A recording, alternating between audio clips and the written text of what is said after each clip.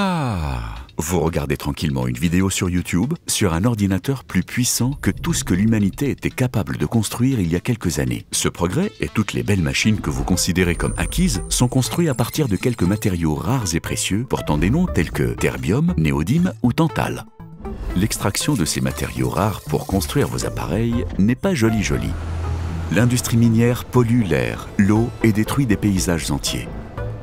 Des produits chimiques dangereux comme le cyanure, l'acide sulfurique ou le chlore sont utilisés pour extraire les ressources. Ils endommagent la biodiversité et nuisent aux travailleurs et à la population locale. Les ressources rares sont aussi des outils politiques, car des pays en restreignent l'accès pour parvenir à leurs fins. Et si nous pouvions remplacer l'industrie minière sur Terre par un processus propre qui ne nuit à personne? C'est possible. Il suffit de lever les yeux.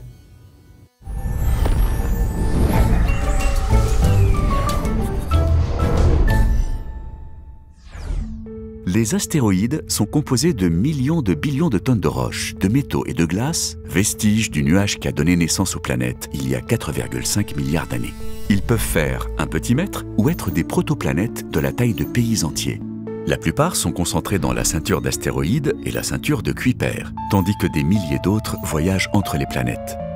Voyager dans l'espace devient de plus en plus facile, et scientifiques et économistes commencent à s'intéresser aux ressources de ces astéroïdes. Même des astéroïdes métalliques plutôt petits peuvent contenir des métaux précieux comme le platine d'une valeur de plusieurs billions d'euros. Les gros astéroïdes comme 16 Psyché pourraient contenir assez de fer et de nickel pour couvrir les besoins mondiaux en métaux pour des millions d'années. Au prix actuel du marché, les matières premières rares vaudraient à elles seules des milliards de dollars. Enfin, pas vraiment, mais techniquement. Par exemple, il y a plus de 20 millions de tonnes d'or dans l'eau des océans, pour une valeur d'environ 750 milliards de dollars. Mais filtrer l'or serait si coûteux qu'on perdrait de l'argent en le vendant. C'est le problème de l'exploitation minière des astéroïdes.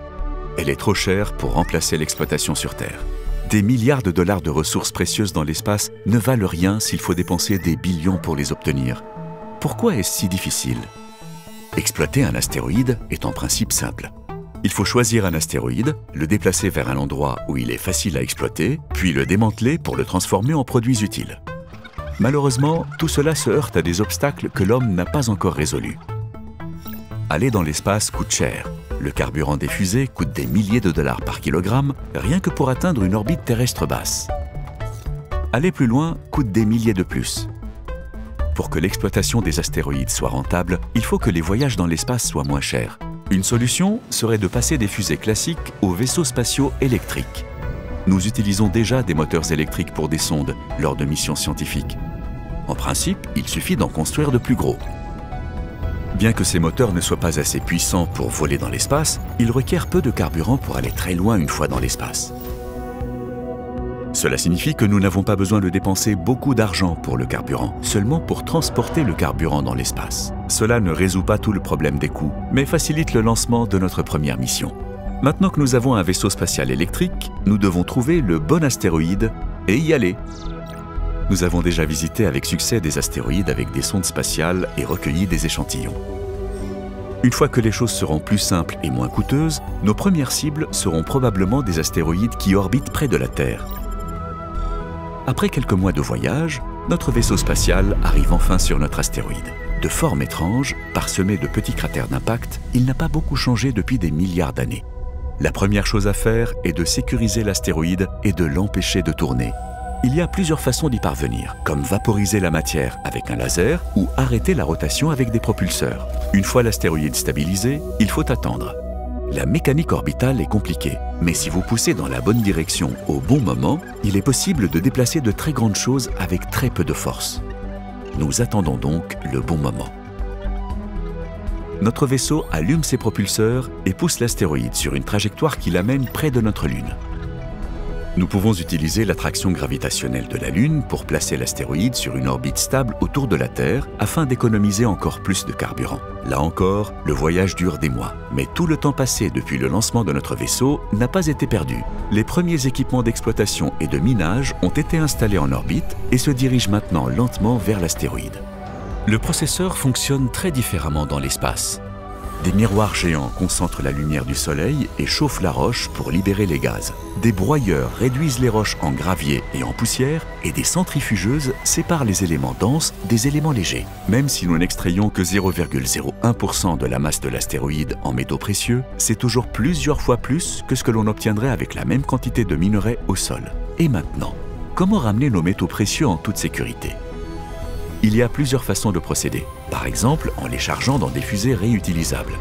Si le processeur est équipé d'imprimantes 3D, il est possible d'imprimer un système de livraison plus rapide et moins coûteux. Des capsules à bouclier thermique remplies de bulles de gaz. Ces capsules peuvent être jetées dans les océans où des navires les remorqueront. Ce pourrait être le point de départ des premiers pas réels de l'humanité vers la colonisation du système solaire. Au fur et à mesure que tout cela se développe, nos missions deviennent de plus en plus sophistiquées.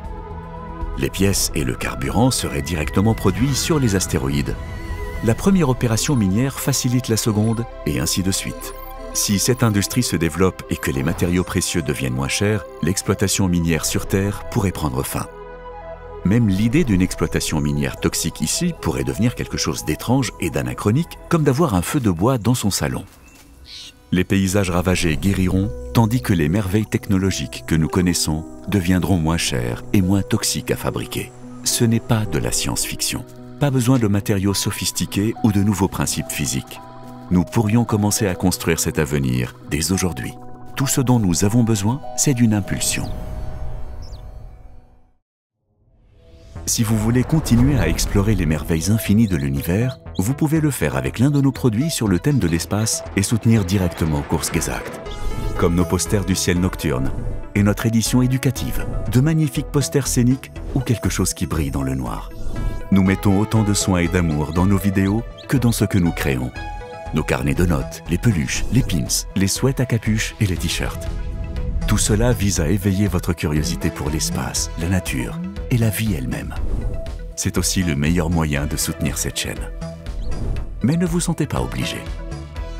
Regarder et partager nous aide déjà beaucoup et nous sommes reconnaissants de vous voir si nombreux. Merci d'avoir regardé.